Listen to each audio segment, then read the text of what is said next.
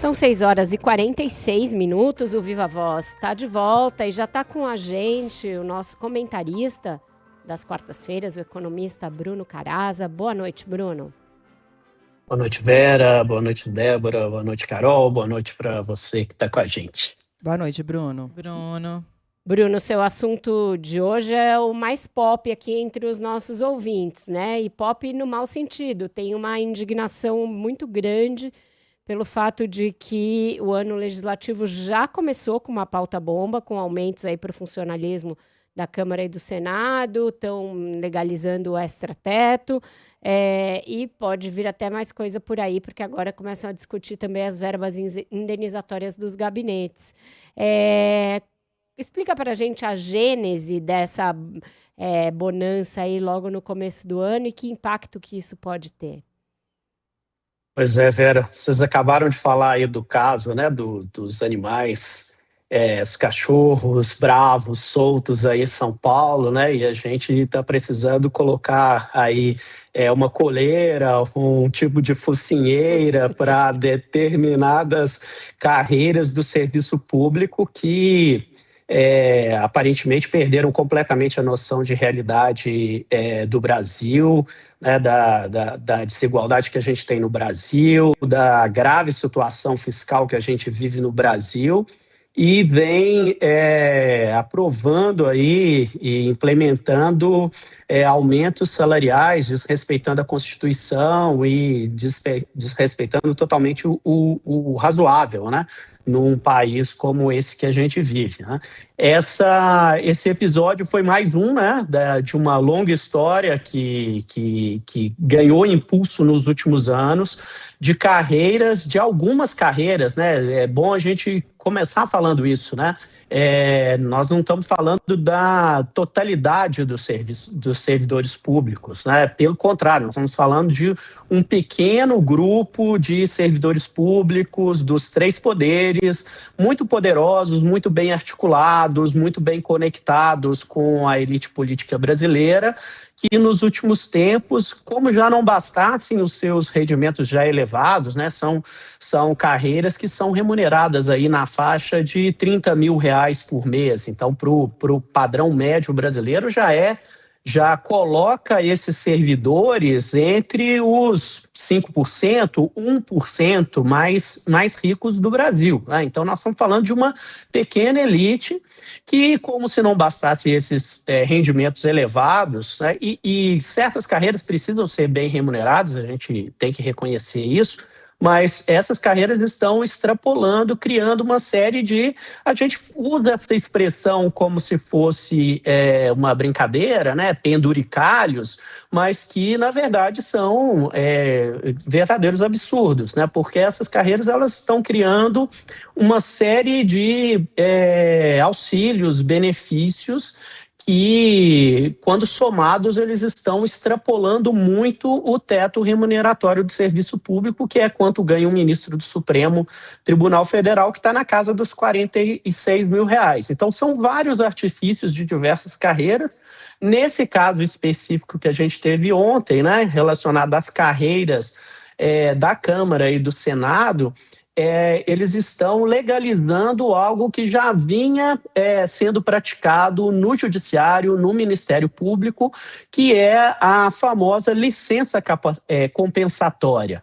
O que é essa licença, né? O servidor público, às vezes ele tem um cargo em comissão, ele recebe por esse cargo de comissão, é bom falar isso, né? Mas como se não bastasse, o Judiciário e agora o Legislativo estão concedendo, além da remuneração básica, além da gratificação pela comissão, uma licença de um dia extra de folga a cada 3 dias trabalhados, né? O trabalhador brasileiro do setor privado está lutando pelo fim da jornada 6 por 1, eles criaram a jornada 3 por 1, né? 3 dias de trabalho, 1 dia de folga. E qual é a pegadinha aí? Esse dia de folga que eles estão se autoconcedendo, eles podem converter esse dia de folga em salário, em benefício, e com isso esse benefício não está sujeito ao teto e, como se não bastasse, ele também não paga imposto de renda.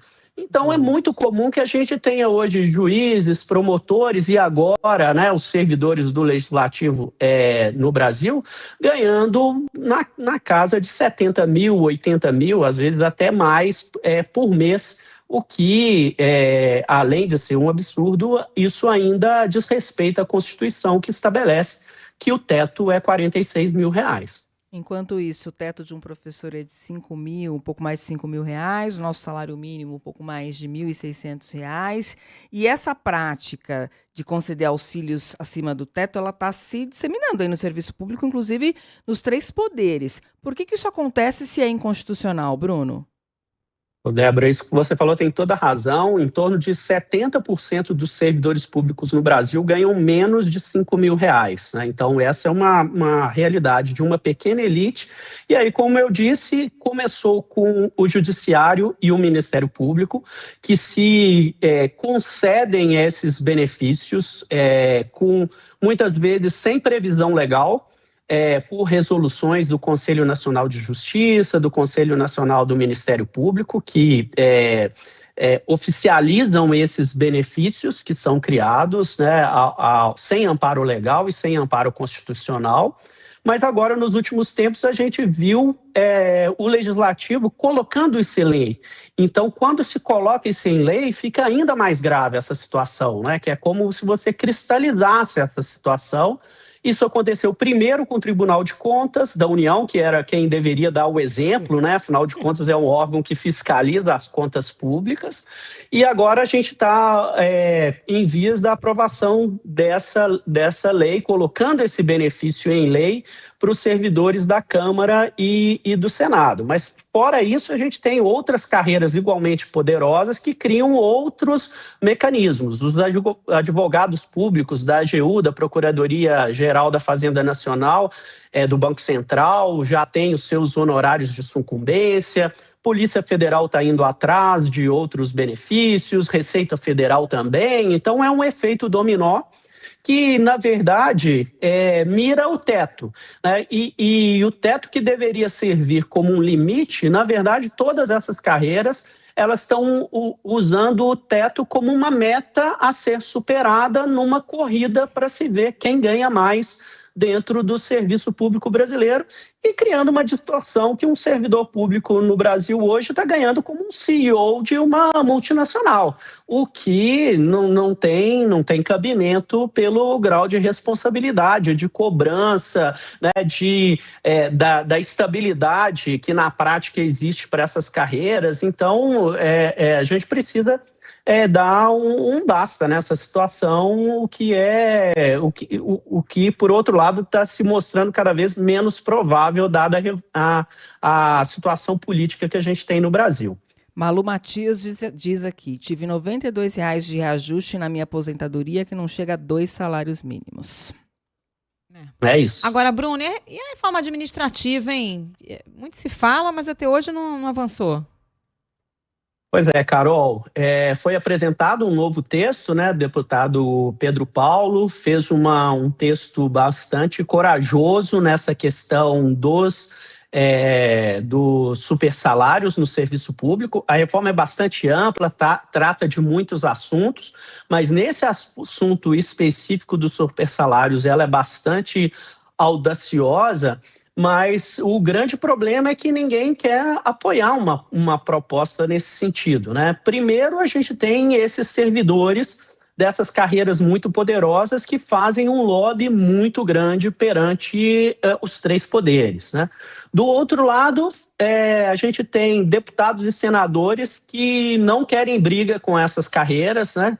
Imagina um deputado, um senador, principalmente ultimamente com o caso aí da fraude do INSS, do Banco Master, imagina se ele vai querer se indispor com um delegado da Polícia Federal, com um promotor do Ministério Público, né?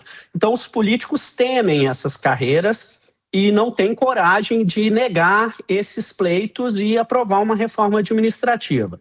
Quando a gente olha para o presidente, né, Vera acabou de mencionar, né, além de ser uma pauta que não é uma pauta tranquila para o PT, né, se indispor com carreiras do serviço público, dificilmente o Lula vai querer comprar essa briga contra o presidente da Câmara e o presidente do Senado, que aprovaram e apoiam essas medidas, né? E, do outro lado, o Supremo, que esse deveria ser o órgão, né, guardião da Constituição no Brasil, né, que deveria fazer valer o teto que está previsto na Constituição, que nenhum servidor pode ganhar mais do que o ministro do Supremo. O Supremo há muito tempo lavou as mãos a respeito dessa questão, ele sofre uma pressão do corporativismo do Judiciário, do Ministério Público muito grande, e não dá um basta nessa situação. Bastaria o Supremo declarar inconstitucionais isso para resolver essa situação. Então, o que sobra é a nossa indignação da sociedade em relação a todos esses absurdos. Exatamente, porque todo mundo tem telhado de vidro nessa história. Obrigada, Bruno. Até semana que vem. E obrigada por aclarar aí o quadro pra gente. Até mais, gente. Tchau, tchau. Até mais, Bruno. Tchau, tchau, Bruno.